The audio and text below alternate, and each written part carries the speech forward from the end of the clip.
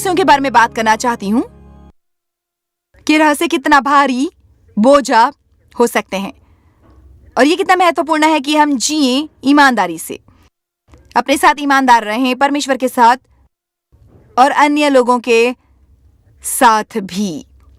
इफिसियों अध्याय 4 वचन 15।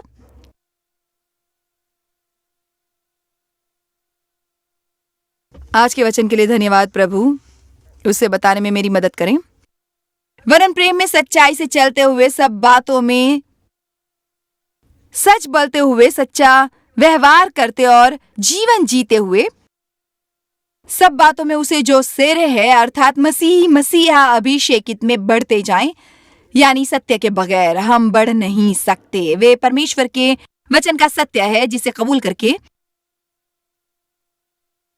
विश्वास करके अपने जीवन पर लागू करने से ही हम आत्मिक रूप से बढ़ते हैं। बहुत से लोग ऐसे रहस्यों के साथ जीते हैं जो उन्हें बनाता है बीमार, हताश और संबंधों में पूर्ण असंतुलित। चलिए कुछ संभावित उदाहरणों का परिदृश्य देखते हैं।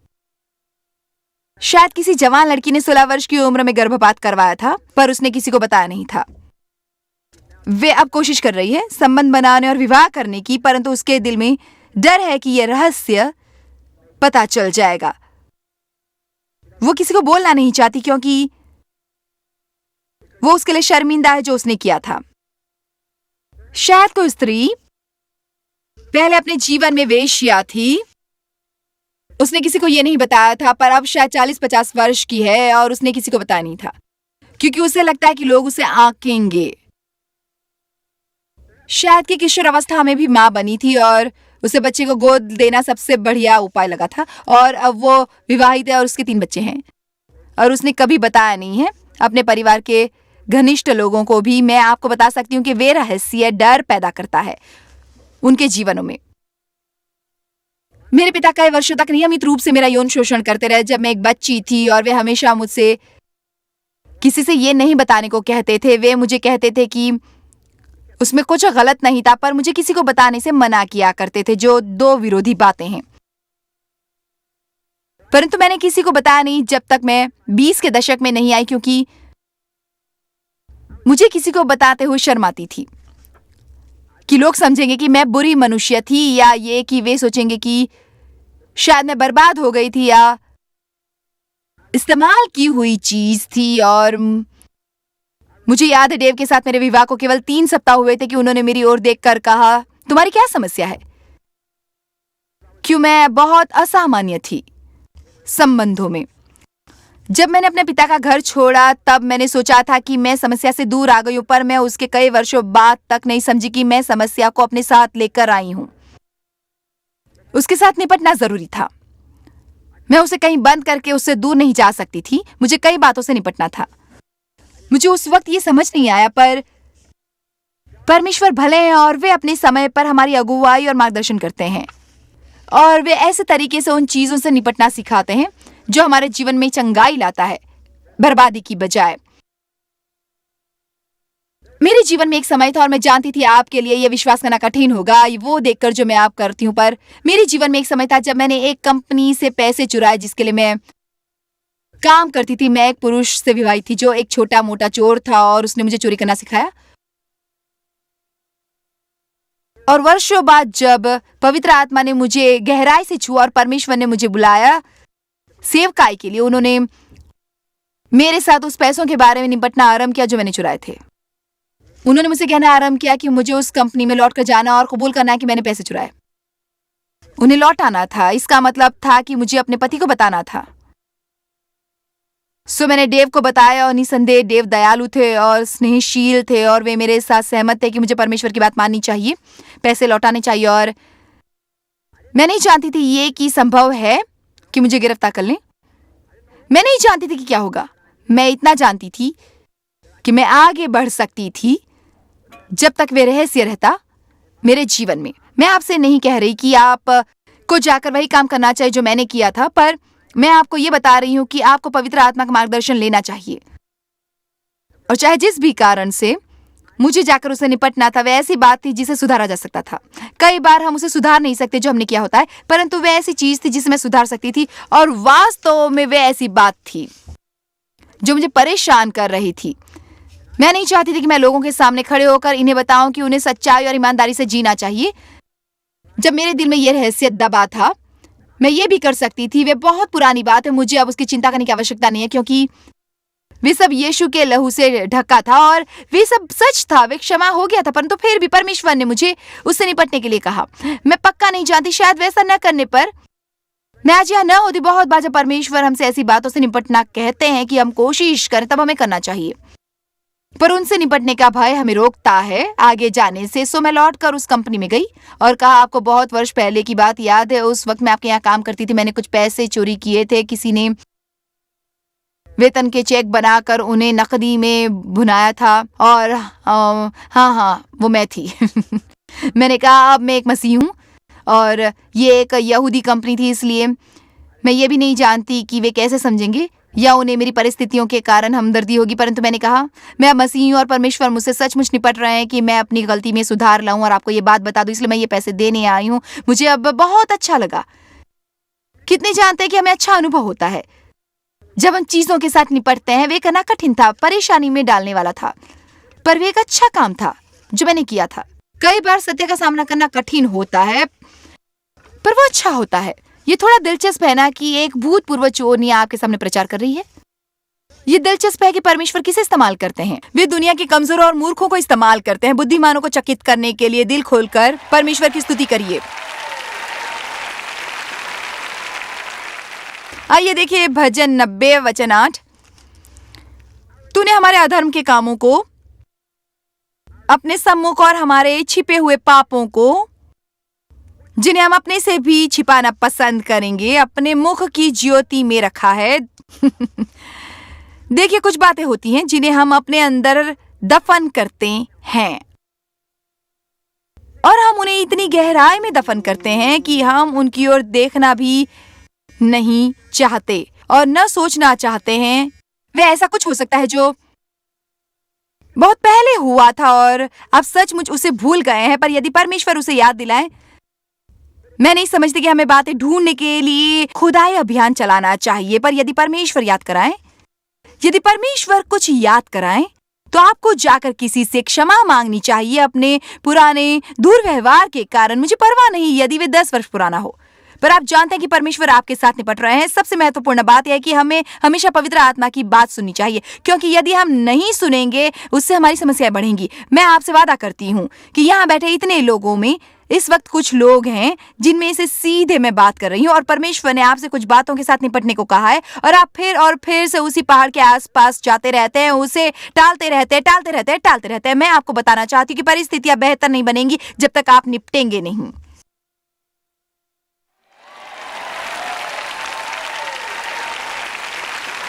मैं देख सकती हूँ कि आप में से कुछ थोड़े उत्साहित हैं।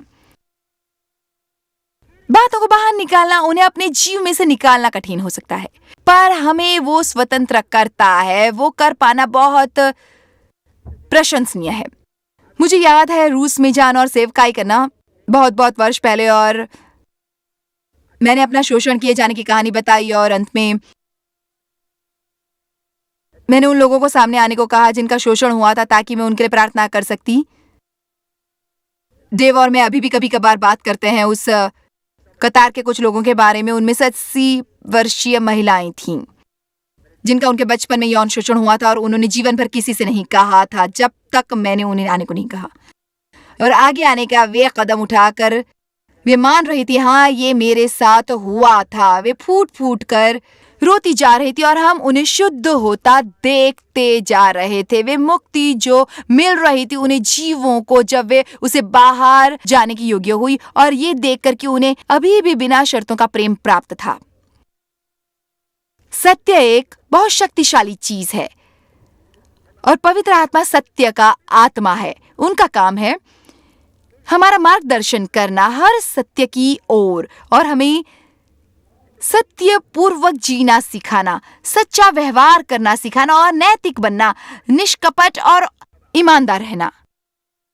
सब चीजों के बारे में कोई व्यक्तिगत रूप में मेरी सबसे अधिक प्रशंसा कर सकता है। वो कह कर कि जॉस वैसे जीती है जैसे वे प्रचार करती है। वो एक दिन एक तरह की और अगले दिन भिन्न नहीं होती। दुनिया को और आवश्यकता नहीं है झूठे धर्म की और झूठे मसीहों की, जो बातें करते हैं परंतु अमल नहीं करते। याकूब 5:16। मेरे विचार से ये ऐसा वचन है जिसे गिरजे ने भुला दिया है। मुझे शायद इसका कारण पता है। मैं नहीं जानती कि इस भूल को पूर्णतः सुधारा जा सकता है, परंतु इसके बावजूद भी इसमें एक सिद्धांत है जो मैं आपको दिखाना चाहती हूँ। इसलिए तुम आपस में एक दूसरे के सामने अपने पापों की बात मान लो, अपनी भूलों, गलत कदमों, अपने अपराधों, अपने गुनाहों की, और एक दूसरे के लिए प्रार्थना भी करो जिससे चंगे हो जाओ, मन और दिल की शैली आत्मिक हो जाए। धर्मी जन की निरंतर निष्कपट प्रार्थना के प्रभाव से बहुत कुछ हो सकता है, सक्रियता से काम करती है। ये वचन हमें बताता है कि एक सही समय होता है न केवल परमेश्वर के सामने अपने पापों का इकरार करने का, बल्कि उन्हें सामने लाने का किसी और भाई या बहन के, और ये कि उसमें चंगाई मिलती है। मेरे विचार से इसके गायब होने के कारणों में से एक यह है कि ऐसे विश्वसनीय लोगों को ढूंढना कठिन है जो आपके रहस्य खोलेंगे नहीं, और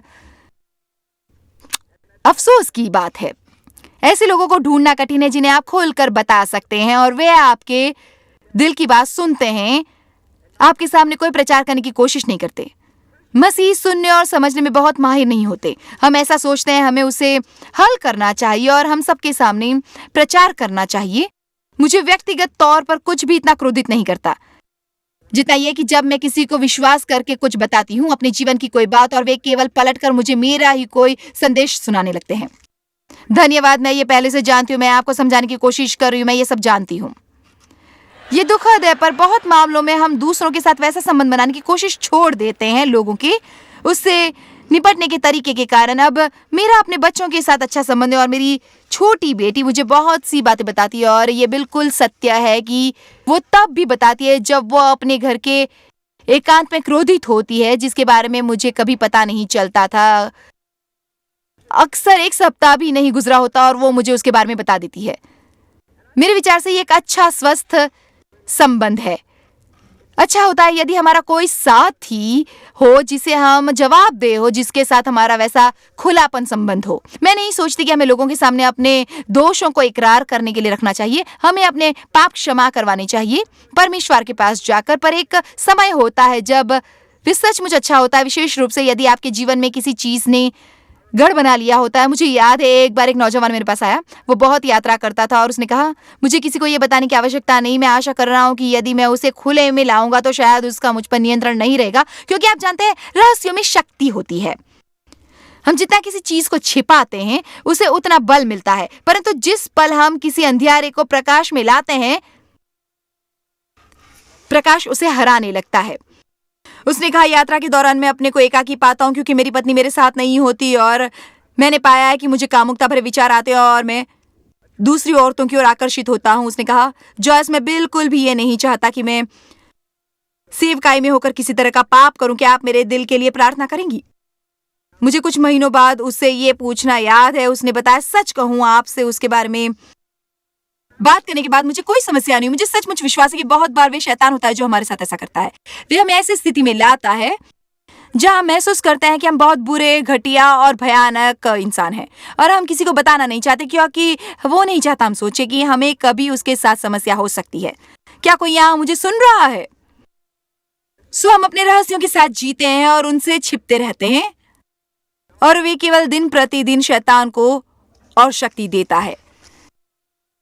क्या आप रहस्यों को छिपा रहे हैं जो आपके जीव में सड़ रहे हैं और अब आपको बीमार कर रहे हैं? क्या कल आपके साथ ऐसा कुछ हुआ था जिसके साथ आप ठीक से निपटे नहीं थे? मैंने एक ये बात सीखी है कि यदि मैं आज बुरे मिजाज में हूं तो संभव है उसका कारण वे जो कल हुआ था, ऐसा कुछ जो कल हुआ था जिसे मैंने ध्यान नहीं दिया था और मुझे वे याद भी नहीं है, परंतु मैं उससे ठीक से निपटी नहीं थी और अब मुझे वे परेशान कर रहा है। मुझे याद है एक रात मैं सो नहीं पा रही थी, और सामान्यतः मैं अच्छी तरह सोती हूँ। सुबह के लगभग 4-5 बच गए थे और मैं अभी भी बिस्तर पर करवटें बदल रही थी। मैं नहीं जानती थी मुझे पहले ये क्यों नहीं सूझा, मुझे थोड़ा अधिक सोने को मिला होता। पर आखिरकार लगभग 5 बजे मैंने कहा, परमेश्वर ये क्या हो रहा है? दरअसल वो परमेश्वर का आत्मा था जो मुझे परेशान कर रहा था और वो मुझे सोने नहीं दे रहा था। मैंने जैसे ही परमेश्वर से कहा कि मुझे बताया है वो क्या था, उन्होंने मुझे कुछ बताया जो मैंने एक दिन पहले किया था जिससे किसी को ठेस पहुंची थी, और वो बहुत शीघ्रता से हुआ। उसका कारण था मेरा बिना सोचे समझे बोलना। बहुत बार जब हम ऐसे काम करते हैं जिससे लोगों को ठेस पहुंचती है, हम उसकी जिम्मेदारी नहीं लेते जैसे हमें लेनी चाहिए। हम उस पर पर्दा डालना और आगे बढ़ना चाहते हैं। आज मेरा दिन बहुत बुरा गया। उन्होंने कहा, मैं तुम्हें अकेला नहीं छोड़ूंगा, न ऐसा व्यवहार करने दूंगा। परमेश्वर के लिए लोगों के साथ हमारा व्यवहार बहुत महत्वपूर्ण है।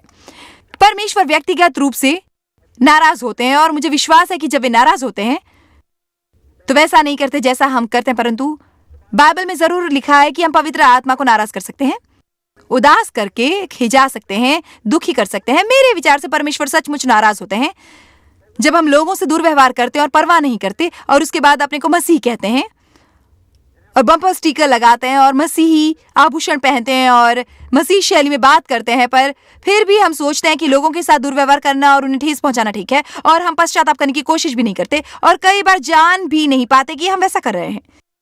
इसलिए मुझे खुशी है कि परमेश्वर ने उस रात मुझे सोने नहीं दिया। उसके अगले दिन मैंने अपनी वो गलती सुधार ली।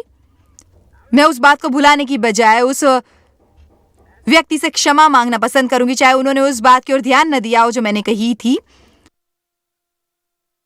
कल शायद आप दुखी या निराश थे और आप उससे निपटे नहीं थे। शायद आपको बुरी खबर मिली थी, किसी ने शायद आपको नाराज किया था और आप ठीक तरह से उससे निपटे नहीं थे। शायद आपकी कोई बहस नहीं हुई थी जिसका कोई हल नहीं निकला था। मैं सोचती हूँ कि हम मसीह बहुत बार अपने विश्वास से भरे मनुष्य बनने की इच्छा के कारण कई बार बातों को बिगाड़ देते हैं, उन्हें ढक देते हैं, असल में उनके साथ निपटने की बजाय।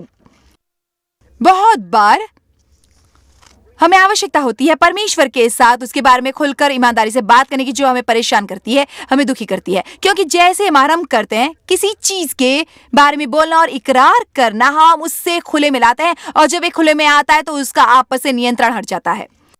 हम अक्सर ये कहने में माहिर होते हैं, सब ठीक ठाक है, प्रभु की स्तुति हो, मैं ठीक हूं, प्रभु की स्तुति हो। ये कहना कहीं बेहतर है। सच को परमेश्वर, इससे मुझे दुख हुआ, मुझे दुख हुआ है, परंतु मेरा आपसे निवेदन है कि आप मुझे शक्ति दे ताकि मैं उस व्यक्ति के साथ उसे भिन्न व्यवहार न करूं जैसा मैंने करना था। यदि ये न हुआ होता, यदि हम उस ओर ध्यान नहीं देते और परमेश्वर को बताते नहीं कि हमें कैसा अनुभव होता है, तब हमारे विचार से लगातार हम दुखी रहते हैं। संतुलित और समस्याओं से ग्रस्त लोग परामर्श के लिए जाते हैं केवल इसलिए कि किसी से बात कर सके, और परामर्शदाता का सबसे बड़ा काम होता है उस व्यक्ति से इतनी गहराई से बात करवाना ताकि वे जड़ तक पहुंच सके उसकी समस्या के। यदि आपको परामर्श की आवश्यकता हो तो आपको वो लेना चाहिए, पर मैं नहीं सोचती कि लोगों को अपना सारा जीवन परामर्श में बिताना चाहिए। हमारे पास है पवित्र आत्मा, हमारे परामर्शदाता। यदि आपके पास पैसे नहीं है परामर्श के लिए, आप तभी परामर्श ले सकते हैं परमेश्वर के वचन और पवित्र आत्मा से जो हम में रहते हैं। आप किसी ऐसे के साथ रहना चाहते हैं जो आपको सत्य समझाना चाहे, वो है पवित्र आत्मा। आमीन। मैं ये बात इसी प्रकार शेखी भगाने के लिए नहीं कह रही हूं, मैं केवल कुछ बताना चाहती हूँ। मैंने जाकर किसी से परामर्श नहीं लिया था और मुझे 1-2 नई अनगिनत समस्याएं थी। पहले तो मेरे पास उनके लिए पैसे नहीं थे, पर जैसे जैसे साल बीते परमेश्वर मेरे साथ हर समस्या के बारे में निपटे और उन्होंने मुझे स्वतंत्र किया। और वो केवल सत्य है जो आपको भी स्वतंत्र करेगा, आपको स्वतंत्र करेगा। आमीन। हमारा परिवार सचमुच बड़ा है और मेरे विचार से बातचीत के द्वारा हल निकालने में माहिर। एक बात जिसके लिए मुझे अपने पूरे परिवार पर गर्व है यह है कि कोई भी बहुत देर क्रोधित नहीं रहता। हम बात कर लेते हैं, उससे निपट लेते हैं। हमें यह ज्ञान है कि हम गुप्त में क्रोध करके यीशु के नाम पर सेवकाई की कोशिश नहीं कर सकते। मेरे विचार से ये बड़ी समस्या है। मसीहों में हम गिरजे जाते हैं और एक दूसरे को देखकर मुस्कुरा कर कहते हैं प्रभु की स्तुति हो, धन्यवाद यीशु, और अपने घर के एकांत में सभी लोग क्रोधित होते हैं और लड़ते हैं और उनमें अनबन और कड़वाहट और क्रोध होता है, और ये काम नहीं करता। ये बिल्कुल काम नहीं करता। प्रार्थना में केवल तभी शक्ति होती है जब लोग सहमति से रहते हैं। ऐसा नहीं कि वे निर्णय लेते हैं कि उन्हें एक चमत्कार चाहिए और वे उस एक चमत्कार के बारे में सहमत हो। जब बाकी का समय वे लड़ते हैं। हमारे दोनों बेटे हमारे लिए काम करते हैं, हमारा बड़ा बेटा डेविड और हमारा छोटा बेटा डैन, और वे सेवकाई के भिन्न भिन्न क्षेत्रों में निरीक्षण करते हैं। उन दोनों के काम करने के और समस्याओं से निपटने के तरीके बहुत अलग हैं। कई बार उन्हें बैठकर बातें स्पष्ट करनी पड़ती हैं। वे हमारे काम करते हैं और इसलिए कई बार ये बहुत कठिन होता है जब आपके माता पिता आपके बॉस होते हैं। इसीलिए हमें भी बातें स्पष्ट करनी पड़ती हैं। कभी कभार मेरे दोनों दामाद और मेरी एक बहू हमारे लिए काम करती हैं। एक परिवार के तौर पर हमें खुलकर बात करनी चाहिए और बातों को दबा कर नहीं रखनी चाहिए। न उनसे निपटने से बचना चाहिए। बात करना अच्छा होता है उन लोगों के लिए भी जिन्हें बोलना अच्छा नहीं लगता। मैं जानती हूँ बहुत कठिन होता है। औरतों को बोलने में महारत मिली होती है और तो उसके बारे में बोलते रहना चाहती हैं और पुरुष उन्हें देखते रहते हैं। पर भाइयों, आपको भी कभी कभार थोड़ा कष्ट उठाना चाहिए और बोलना चाहिए। आपको चाहे उसकी आवश्यकता न हो, आपकी पत्नी को हो। अच्छा तो बहनों, मेरी मदद करो।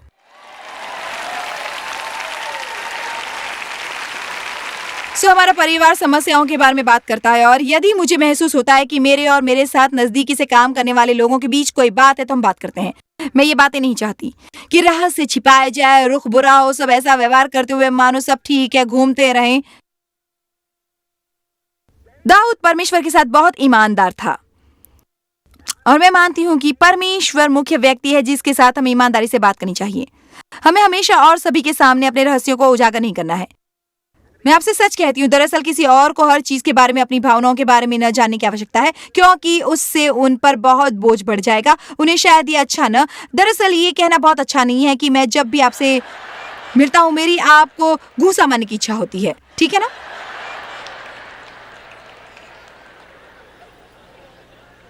कई लोगों ने मुझसे कहा कि जॉर्ज, जब मैं आपसे पहली बार मिला तो आपको सहन कर पाना बहुत मुश्किल था, परंतु अब आपको जानने के बाद आपसे प्रेम करता हूं। लोग अक्सर आकर कहते हैं, मैं चाहता हूं आप मुझे क्षमा करें। मैं आपको सहन नहीं कर पाता था। मैं सोचता था अब तुम अपनी समस्या हम पर थोप रही हो। अब मैं समझ गया हूं। इसलिए हमें थोड़ी बुद्धिमानी का इस्तेमाल करना चाहिए। मेरा मतलब, आप जानते हैं कि हमें कुछ बातें बताने की आवश्यकता नहीं होती। इसलिए बाइबल में लिखा है कि प्रेम में सत्य बोलो।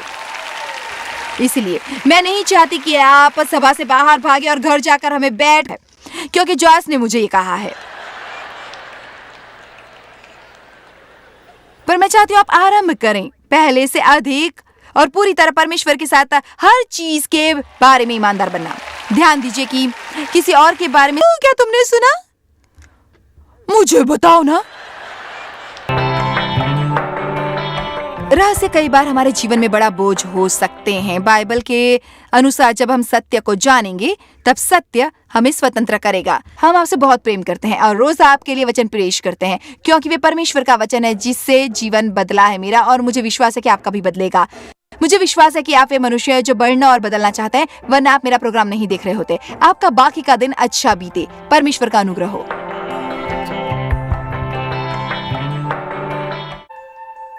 जॉयस मायर मिनिस्ट्रीज में आप हमारे लिए कितने अहम हैं, इसका आपको अंदाजा नहीं। हम आपके आभारी हैं और हम धन्यवाद करते हैं अपने सब मित्रों और सहयोगियों का कि उन्होंने इस विश्वव्यापी सेवकाई को संभव बनाया। मिलकर हम भूखों को खिला रहे हैं, गरीबों को पहना रहे हैं और कई देशों में सुसमाचार पहुंचा रहे हैं। कृपया हमसे संपर्क करें या विजिट करें jmmindia.org पर। आज ही अपनी प्रार्थना के अनुरोध बताने के लिए, हमारे साधनों के बारे में और जानकारी और जॉयस की सभाओं का शेड्यूल जानने के लिए, और हमारे सहयोगी बन जाएं दुनिया भर में मसीह का प्रेम बांटने के लिए।